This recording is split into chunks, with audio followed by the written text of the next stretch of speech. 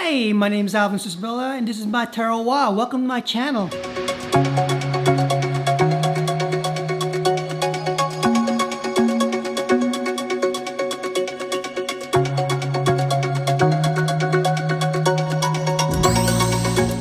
So we've been getting a lot of rain this past couple weeks.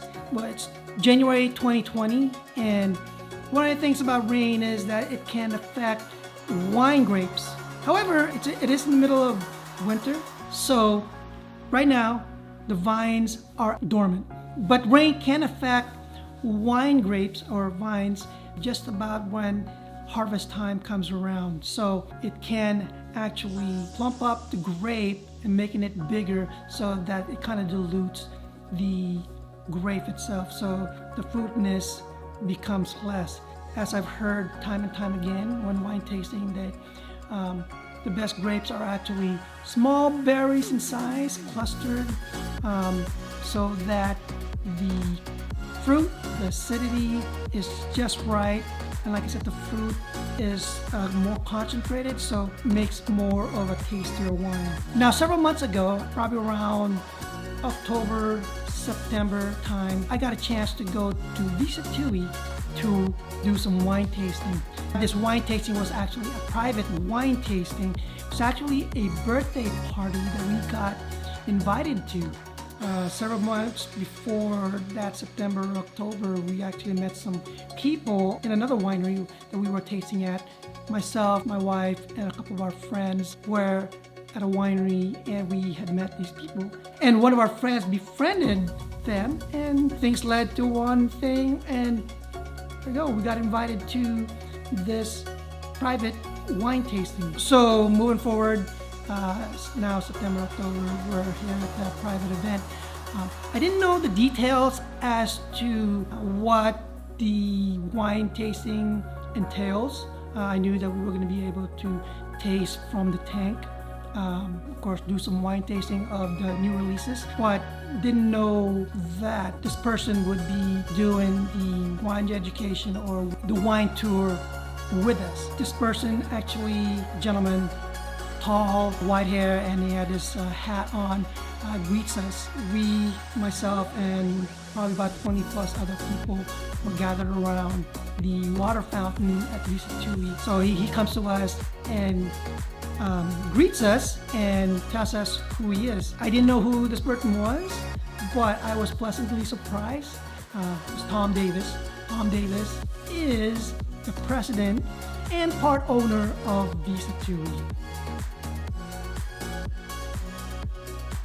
I love it when these person and whether the owner, president, the winemaker, I love it when they're the one that do the wine tours, simply because first of all, they're taking their time away from doing something else and educating us as to his history, their wines, how their wine tastes, description, pouring for us. Just the fact that somebody who is in that position would be doing a private wine tasting, wine education for a bunch of people is actually very, very nice. And I totally enjoyed it. So I have this recording of our wine tasting. We did the wine tasting from the tank. A whole bunch of us walked into where they make their wines. And Tom poured for us, let us taste like a week-old wine grapes. We got to do all that. So I thought it was very nice. The whole experience was pleasant. And of course, I felt lucky that Kristen, part owner of Sattui, was giving us a tour. So awesome. But anyways, I hope you enjoyed this footage. It's raw. I tried not to edit it too much so that the whole experience, that you can also experience what I experienced, or at least I kind of did this footage so that it feels like you are one of the participants in this wine tour. Enjoy it, and let's wine on.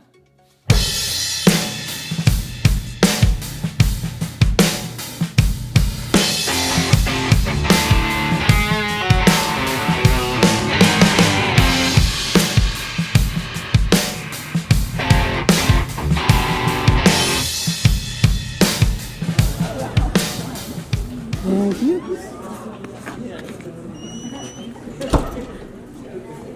For those that are not familiar with Sattui, we have a really great history. And I know many of you are probably from Marin, the city. Sattui started in San Francisco in 1885. And if you know where the North Beach restaurant is, right on Columbus, Sattui opened their doors, 3 doors down from there in 1885. And Vittorio, that's the V in Sattui, came from Genoa, Italy. And him and his wife Caterina had a little boarding house there right on Columbus, and he was really a baker by trade, so he baked at night and made wine.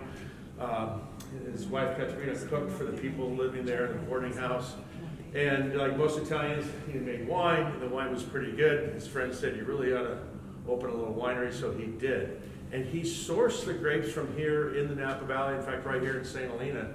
And what maybe you don't know is that back in the late 1800s, early 1900s, most of the wineries were in San Francisco. And if you think about it, it makes sense. I mean, that's where business was, where commerce was.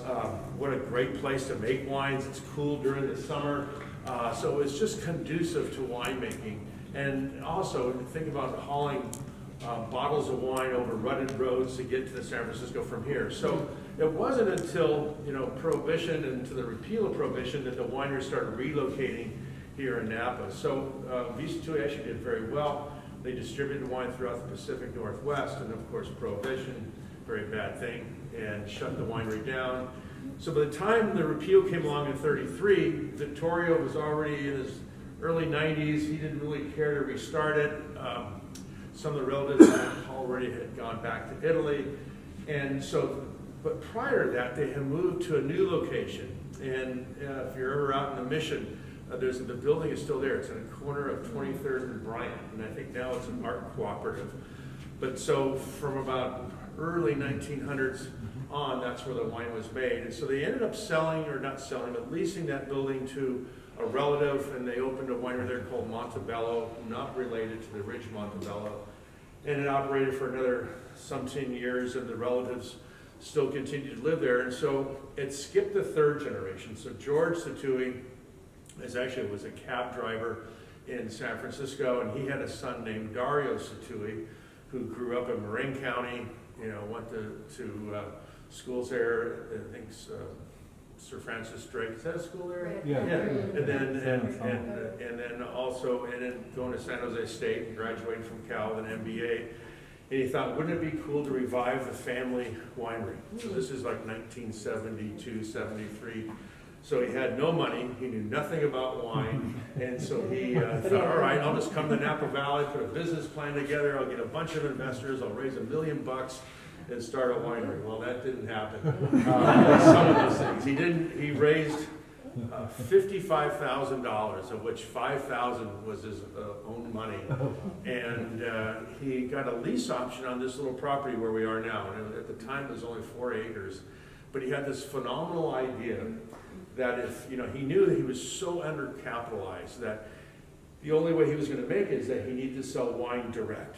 And so at the time, and if those that have, been living here for some time, that the industry pretty much sold wine 3-tier. The wineries that were here at the time in the 70s were really more of a marketing thing that, if you come, taste their wines, you go back home, you might buy it in the store. So it was really kind of unheard of to really try to sell wine direct.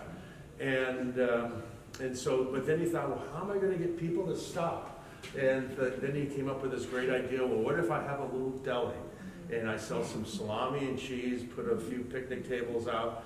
And, but then that wasn't easy because, 51 years ago, we passed the Ag Preserve here in the Napa Valley, which has really protected the land against building and putting more homes in. So right now, to build one more home in the Ag Preserve, you need 40 acres if you're on the flats, If you're on the hillside, you need 160 acres.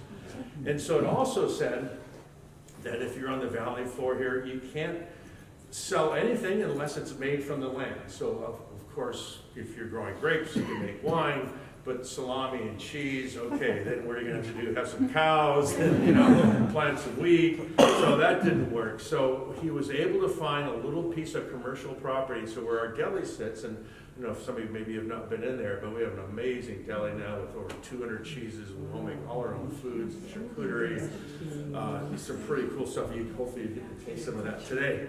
And so, hope I'm not taking too long. It's hard to tell it quickly. So, but anyway, he came up with this idea, and he found this little parcel that worked. And he did something that probably no person ever did in the wine industry. He actually made money his first year, about $3,000. But, you know, and, but I mean, like, and so I came along, I think 2 years later. This is my 40th harvest here. Oh, wow. And so my first job was the head corker. I think I was the only corker. Yes. But we were so tiny, we had no money. We hand labeled, hand corked every bottle. And other wineries had signs that said, "Stay off the grass." You know, we had signs that say, "Come sit in our grass." You know, we just were more welcoming and gracious, and it really worked. And so then, you know, like as a startup company, you become innovative. And we thought, okay, well, how else are we going to sell our wines? And then I remember as a kid, I had participated in a Record of the Month club. Well, I thought, well, that could kind of work for a wine. So I started the second wine club in the nation here. And it was really just out of necessity, because we, you know, how else are we going to sell our wines? And then, you know, and then we had the problem, you know, how do we ship wine across state lines? Because every state is like its own country. So then we became modern day hope you're not taping this thing. Bootleggers. And so we actually sent wine as disguised as auto parts and as electronics parts. And it worked. And so anyway, so fast forward to today, you know, we're still relatively small. We're making about 65,000 cases a year. But then we sell them all direct. So to this day, every bottle of wine we make, we only sell here at the winery, or via, I still call it mail order, but online sales. So it's pretty cool. And our wines today are so darn good. You know, we, for you know, your locals, you kind of know some of the story. So the Davies went public probably 15 years ago, and they were kind of forced into it. You know, Robert just really, I mean, he did so much for our industry, but he was a great marketer. But they had really expanded and put a lot of money into the vineyards, and they just got to a point where they just needed a big influx of cash. And so when they went public, one of their winemakers, Brooks Painter, became available. And so he was a technical director for both Mondavi and Opus. And he came on board about 15 years ago, and he's just done wonders. I mean, our wines have always been good, and now they're just great. And I think we have like 200 scores and 90 points or more, you know, from Parker and Spectator and Wine Enthusiast. We've been voted Winery of the Year something like 12 times. And so we just kind of stay in our lane, making small lots of wines. And and what I'm really proud of today is that about 70% of what we make comes from our own vineyards. So from starting with virtually no land, we have close to 1,000 acres, and about 350 of that is planted. And the other day, just to give you an idea what land is going for today, we have a very famous vineyard that we buy grapes from. It's called Morzoli, and it's up on the Rutherford Bench, and it's kind of right just to the south of England, right under Mount St. John. So it's kind of the Rodeo Drive of vineyards. Scarecrow's up there, Phelps is up there, who else is up? That's where their insignia comes from. It's a great, great place to grow grapes. And we've been buying grapes from Gary Morzoli and his family since 1993. And he says, by the way, there's another parcel next door that's for sale. I said, great, how many acres? He said, 6. I go, wow, 6 acres next to Morzoli, I'm interested. I asked him, how much? $12 million. You know, $2 million an acre. You know, okay, so it had a house on it, but you know, it didn't look like that special of a house. So it kind of just tells you what land is going for. And I got to tell you, it just doesn't pencil out. If you have to, you know, even if you can sell it for $200 a bottle, I'm not sure that, will ever pay for itself. So it's kind of interesting what's happening. There's a lot of great wine up here, but we have a lot of what we call lifestyle buyers that come in for the lifestyle and think, we live in the Napa Valley, we can drive our Bentley around the vineyard. And, so I guess they keep writing checks each year to keep their wineries funded. But they're making some really good wines though too. So if you have a moment, would you like to taste something fermenting in a tank? Yes. And so if you like, I know we have some Chardonnay that we inoculated just yesterday, so I think it's still grape juice. Would you like to try that first, and then we can try some other stuff? Yes.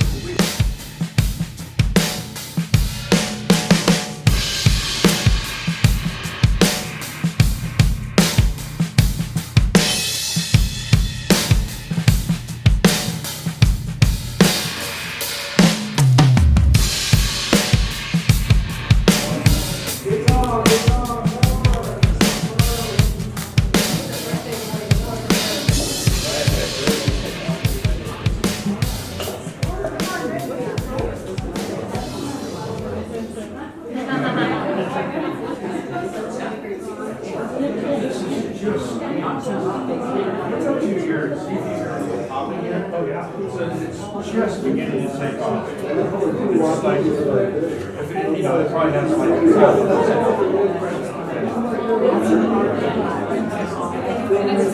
and if you put this up to your ear, you can hear a little popping noise, and that is the CO2 that's coming off. How long is this? For about 4 days.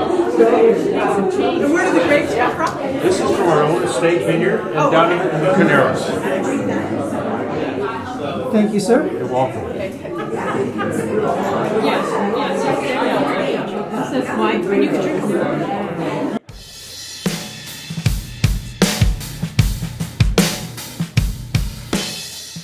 So this will be fun today. So this is our 2019 Carnero Chardonnay. So it's about 4 days old, and so this is from our own estate vineyards down at the Carneros. In fact, what I'll do for you when we're done here and we go outside for our tasting, I'll pour you what we have in the bottle now, so you can just see. The only difference is just right now we're selling our 2017. It just got -2 points on the wine spectrum. Congratulations! So anyway, so I heard someone say there was someone here that has a good palate, detected a little pineapple or apple. So when people say that, this Chardonnay has a kind of like a Fuji apple kind of, it's because the grape itself has that character. And so as winemakers, we try to capture some of those flavors. And so when you're making varietal wines, you can get some of those qualities. Of course with Chardonnay, this will, and like tomorrow or maybe even later today, we're going to rack this to the French oak barrels. It'll ferment in the French oak, and then it'll sit sur lie, which means it'll age on the lees until probably next June or July. Then we'll rack off the dead sediment, and then we'll bottle the wine probably in the middle of summer. And then we try to give it about a year of aging the bottle before we release it for sale.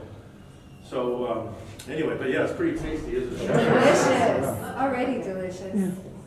So deep. And two, but you're also, it's sweet, but what makes wine grapes so different than regular table grapes is the acidity. So even though you get the sweetness, it's still, you can taste that acid in there. That's all natural acidity. Of course, these vineyards are in proximity to San Pablo Bay. It's the coolest part of the Napa Valley, ideal for Chardonnay. And so anyway, I want you to try that. And then we could try something that's more fermenting or something that's completely dry. What do you look for? That's great. All of the above. We'll drink what you put in front of us.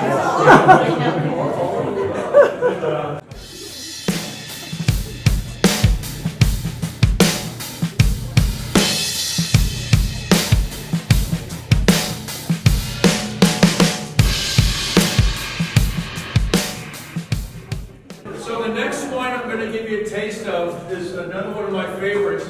And this was the first grapes that we harvested this year. So we harvested the Sauvignon Blanc. This is from our own estate vineyard, right between the town of Yountville and Napa. And we harvested these grapes on August 29th. So now about a month later, this has been about a month, we now have wine. So it's taken about 30 days, and so we ferment at very cool temperatures. So you can see some of these tanks, we even have ice on them. So they're double jacketed tanks, we circulate with glycol. We were just about 2,000 gallons of grape juice in here and not have any cooling. Fermentation temperature would probably go up to about 95 degrees. Whoa. The wine would ferment in about 2 days, and we'd have wine, but it wouldn't be all that great.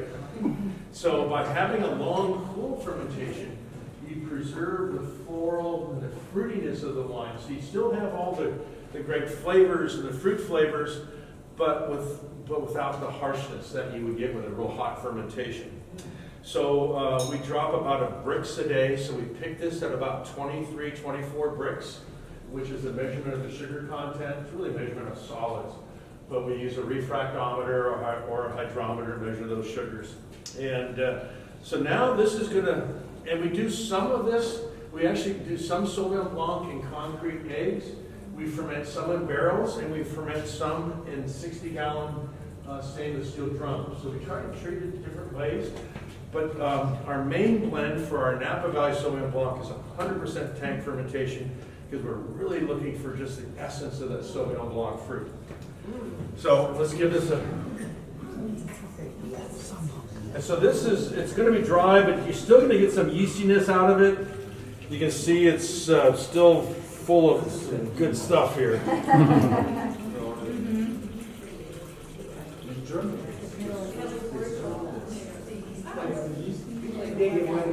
It's like only a month per minute.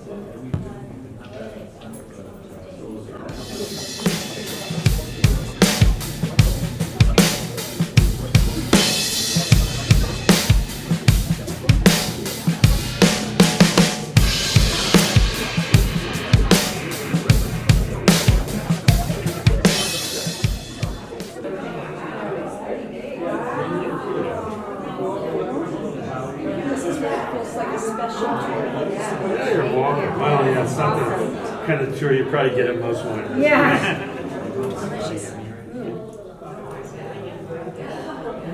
Yeah, you should get some little, kind of citrusy, lime-ish. What are you tasting there? You get a little lime, maybe. Grapefruit. Yeah, grapefruit a lot. That is definitely stronger smelling. Yeah. So someone said you got a little grapefruit out of this?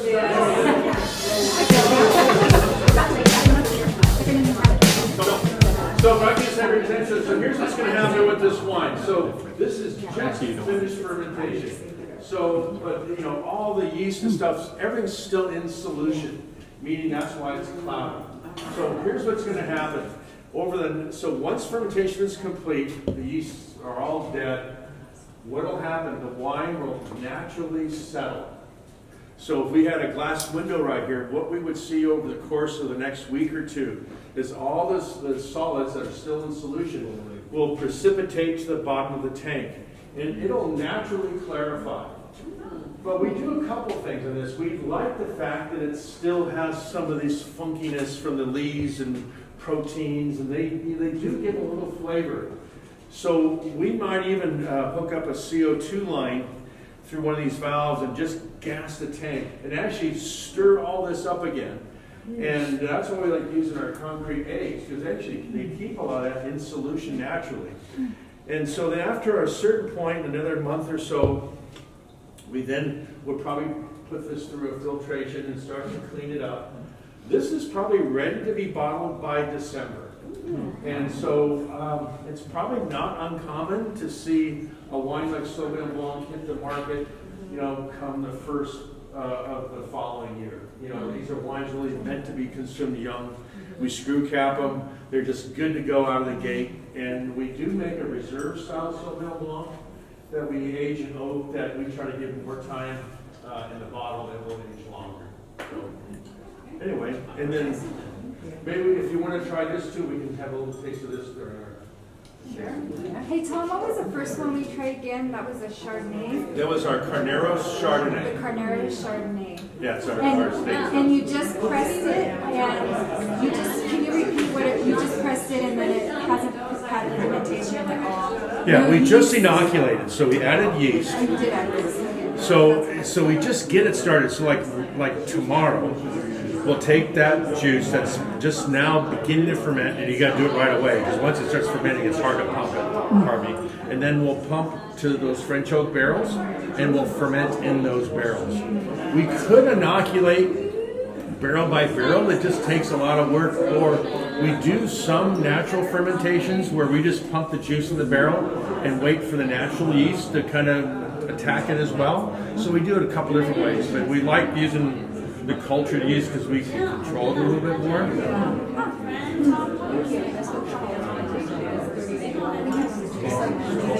Right, it's there, it's done, 12 and a half.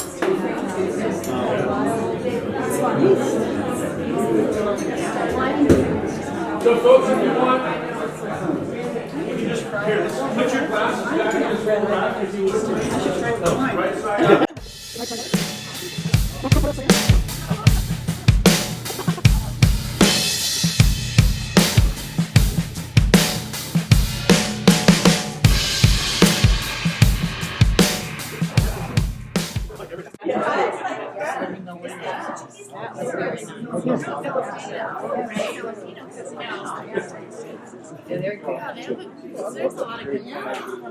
So if everyone's ready, I'm going to take you kind of the back way, and we're going to go out. We have some tables set up out in the vineyard under some umbrellas, and then I'm going to do a nice tasting of 3 or 4 wines, and then you're kind of on your own here for the rest of the day. So I'll let you try. In fact, what we're going to taste is I'll let you try the Chardonnay and the Sauvignon Blanc, but the 2 finished wines. So just see if you can see if there's some similarity between them. Should be a little bit. This is all the time left we have for this episode. Please look out for the next video as we relocate outside to taste last year's harvest. If you like this content, please hit the like button. And please consider hitting the subscribe button. I will see you in the next video. Let's wine on.